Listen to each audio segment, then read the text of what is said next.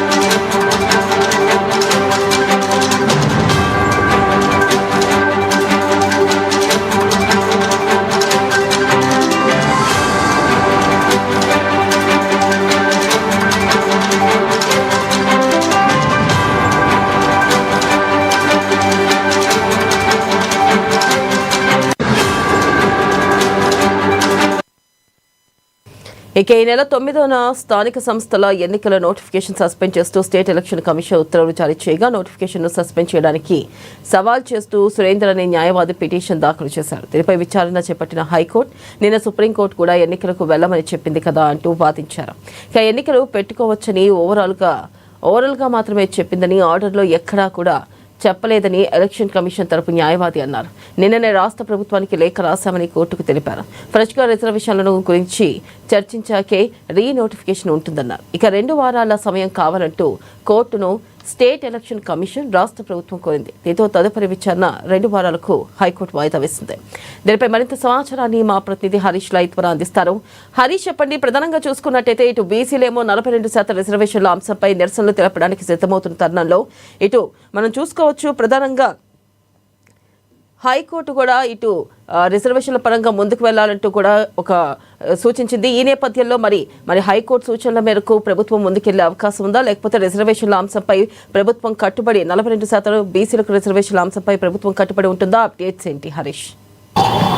Right వెన్నెల, ఇక స్థానిక సంస్థల ఎన్నికల పైన కూడా ఈసారి మరోసారి విచారణ జరిగింది. ఇక ప్రధానంగా ఎన్నికలకు సంబంధించి కూడా ఎప్పుడు నిర్వహిస్తారో కూడా స్పష్టం చేయాలని ప్రభుత్వానికి ఈసీకి సంబంధించి కూడా హైకోర్టుకు సంబంధించి కూడా ఆదేశించింది. ప్రధానంగా ఇక ఈ స్థానిక సంస్థల ఎన్నికల పైన కూడా మరో పిటిషన్ దాఖలైంది. ఇక న్యాయవాది సురేందర్ అనే న్యాయవాదికి సంబంధించి కూడా మొన్న 9వ తేదీకి సంబంధించి కూడా స్థానిక సంస్థల ఎన్నికల్లో 9GOకి సంబంధించి కూడా ఏదైతే హైకోర్టు తీర్పునిచ్చిందో దానికి సంబంధించి కూడా నోటిఫికేషన్ సస్పెండ్ చేయాలి. సస్పెండ్ చేస్తూ ఇక కొత్త నోటిఫికేషన్ ఇస్తూ మరోసారి స్థానిక సంస్థల ఎన్నికల నోటిఫికేషన్ను ప్రకటించాలన్నట్టుగా కూడా ఆయన హైకోర్టుకు సంబంధించి కూడా హైకోర్టులో పిటిషన్ వేశారు. పిటిషన్ పైన కూడా ఈరోజు హైకోర్టు సంబంధించి కూడా విచారణ జరిపింది. ఇక్కడ ఈసీకి ప్రభుత్వానికి సంబంధించి కూడా ఎన్నికలు ఎప్పుడు నిర్వహిస్తారో కూడా స్పష్టం చేయాలని కూడా ఆదేశించిన పరిస్థితి అయితే కనిపించింది. ప్రధానంగా రాష్ట్ర ప్రభుత్వానికి సంబంధించి కూడా 42% సంబంధించిన రిజర్వేషన్ అంశానికి సంబంధించి కూడా ఇప్పటికే సుప్రీంకోర్టులో కూడా స్పష్టంగా ఆదేశించింది. రిజర్వేషన్కి సంబంధించి కూడా దీన్ని స్టే విధిస్తున్నాం. హైకోర్టులకు సంబంధించి కూడా దీన్ని తేల్చుకోవాలి. ఇక పాత పద్ధతిలో పాత రిజర్వేషన్ల ఆధారంగా స్థానిక సంస్థల ఎన్నికలకు సంబంధించి కూడా ఏదైతే నిర్వహించుకోవచ్చు అని కూడా స్పష్టం చేసిన నేపథ్యం అయితే కనిపిస్తూ ఉన్నది. కాబట్టి ఒకవైపు ఈసీ తరపు న్యాయవాది, ఇక మరోవైపు పిటిషన్ తరపు న్యాయవాదికి సంబంధించి కూడా హైకోర్టులో వాదనలు జరిగాయి. ప్రధానంగా ఈసీకి సంబంధించి ఏదైతే ఇప్పటికే మేము ప్రభుత్వానికి సంబంధించి కూడా ఆర్డర్స్ ఇష్యూ చేశాం. ఆర్డర్ ద్వారా కూడా తెలిపాం.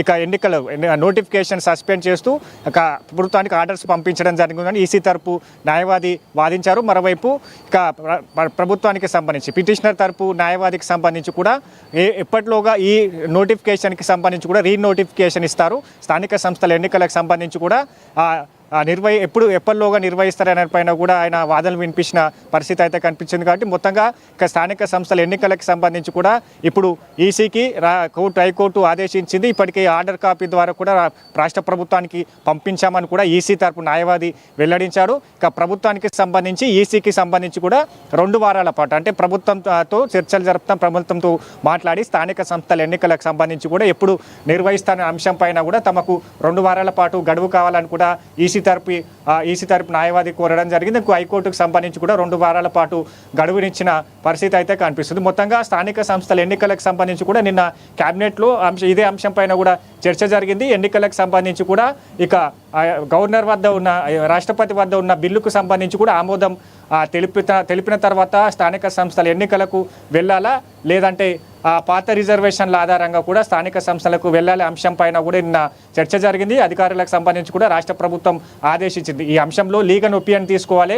ఎందుకంటే సుప్రీంకోర్టుకు సంబంధించి కూడా స్పష్టంగా పలు తీర్పులను ఆధారాలను చూపిస్తూ కూడా ఈ బిల్లుకు సంబంధించి కూడా స్టే ఇవ్వడం జరిగింది. హైకోర్టులో తేల్చుకోవాలని చెప్పింది. హైకోర్టుకు సంబంధించి కూడా దీంట్లో డెడికేషన్ కమిషన్ కావచ్చు, 1 మెన్ కమిషన్ కావచ్చు, ఎంపైరికల్ డేటాకి సంబంధించి పలు ఏదైతే రాష్ట్రాలకు సంబంధించిన పరిస్థితులకు అనుగుణంగా రిజర్వేషన్లకు సంబంధించి కూడా పెంచుకునే అవకాశం ఉంటుంది. అది ఖాళీ ఏదైతే ఎస్సీ ఎస్టీకి సంబంధించిన రిజర్వేషన్లే బీసీ రిజర్వేషన్లకు సంబంధించి ఇక అది చట్టబద్ధంగా జరగాలి, పార్లమెంట్లో బిల్లు పెట్టాలని కూడా పలు కోర్టు తీర్పులు ఉన్నాయి. స్పష్టంగా 50% క్యాప్ సీలింగ్ సంబంధించి 50% రిజర్వేషన్లకు సంబంధించి పెరగకుండా ఎన్నికలు నిర్వహించాలని కూడా సూచన చేసింది. ఇక 50%కి సంబంధించి కూడా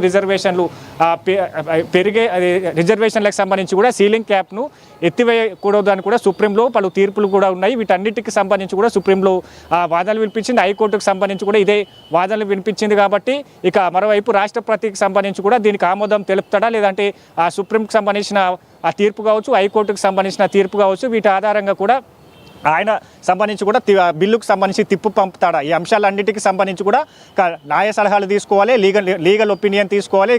ఇప్పటికే సుప్రీంకోర్టు సీనియర్ న్యాయవాది అభిషేక్ సింఘ్వికి సంబంధించి కూడా ఇక్కడ హైకోర్టులో వాదనలు వినిపించారు, మరోవైపు సుప్రీంకోర్టులో వాదనలు వినిపించారు. దానికి సంబంధించి కూడా ఆయన లీగల్ ఒపీనియన్ సంబంధించి కూడా అధికారులు తీసుకుంటారు. దాంతోపాటుగా ఇతర న్యాయవాదులకు సంబంధించి కూడా సీనియర్ న్యాయవాదులకు సంబంధించి కూడా రిటైర్డ్ జడ్జిలకు సంబంధించి కూడా వాళ్ళు లీగల్ ఒపీనియన్ తీసుకుంటారు. ఎట్లా ఏ విధంగా ముందుకెళ్ళాలి, గవర్నర్ వద్ద బిల్లు ఆమోదించబడుతుందా లేదా హైకోర్టుకు సంబంధించి వాదనలు రాష్ట్ర ప్రభుత్వం తరపున కూడా గెలవగలుగుతుందా, ఈ అన్ని అంశాలపైన కూడా లీగల్ ఒపీనియన్ తీసుకోవాలని కూడా అధికారులను ఆదేశించారు. రెండు రోజుల్లో లీగల్ రిపోర్టుకు సంబంధించి కూడా రాష్ట్ర ప్రభుత్వానికి అందించాలని కూడా రాష్ట్ర ప్రభుత్వం తరపున అధికారులకు ఆదేశించారు. కాబట్టి నెల 23కు సంబంధించి కూడా దీనిపైన మరోసారి కేబినెట్ భేటీ జరగబోతుంది. ఆ భేటీలో స్థానిక సంస్థల ఎన్నికలకు సంబంధించి కూడా ఒక ఒపీనియన్ తీసుకునే అవకాశాలు అయితే కనిపిస్తాయి. ఎందుకంటే ఇప్పటికే దీనిపైన పిటిషన్ దాఖలవుతున్న పరిస్థితులు అయితే కనిపిస్తున్నాయి. స్థానిక సంస్థల ఎన్నికలకు సంబంధించి కూడా రీనోటిఫికేషన్ ఇవ్వాలంటూ కూడా అడ్వకేట్ సురేందర్కి సంబంధించి కూడా ఆయన పిటిషన్ వేశారు. హైకోర్టుకు సంబంధించి కూడా మరోసారి రాష్ట్ర ప్రభుత్వాన్ని ఈసీని ఆదేశించింది. ఎప్పటిలోగా ఎన్నికలు నిర్వహిస్తారని కూడా ఆ క్వశ్చన్ రైజ్ చేసింది. కాబట్టి దీనికి 2 వారాల పాటు గడువునిచ్చింది. ఆ గడువులోగా రాష్ట్ర ప్రభుత్వానికి సంబంధించి కూడా హైకోర్టు ఇచ్చిన ఆదేశాలకు రాష్ట్ర ప్రభుత్వానికి సంబంధించి కూడా ఆన్సర్ చేయాల్సి ఉంటుంది. కాబట్టి ఈ అంశం పైన కూడా ఇది వచ్చే అంటే 23వ తేదీకి సంబంధించిన కేబినెట్ సమావేశంలో చర్చించి ఒక నిర్ణయాన్ని తీసుకోబోతా ఉన్నారు. మొత్తంగా ఇప్పటికే ఈసీ తరపు నుంచి కూడా ఆ నోటిఫికేషన్ రద్దు అయినట్టుగా కూడా రాష్ట్ర ప్రభుత్వానికి నిన్ననే పంపించామని కూడా ఈసీ తరపు న్యాయవాది వెల్లడించారు. కాబట్టి పాత నోటిఫికేషన్కి సంబంధించి కూడా పూర్తిగా రద్దయినట్టే చెప్పవచ్చు. మరోవైపు కొత్త నోటిఫికేషన్ రీనోటిఫికేషన్కి సంబంధించి 2 వారాల గడువిచ్చింది. కాబట్టి రాష్ట్ర ప్రభుత్వం ఎలాంటి డిసిషన్ తీసుకునే దానిపైన కూడా ఈ నెల కేబినెట్ సమావేశంలో చర్చించిన తర్వాత ఒక నిర్ణయాన్ని తీసుకోబోతుంది. Right, thank you Harish.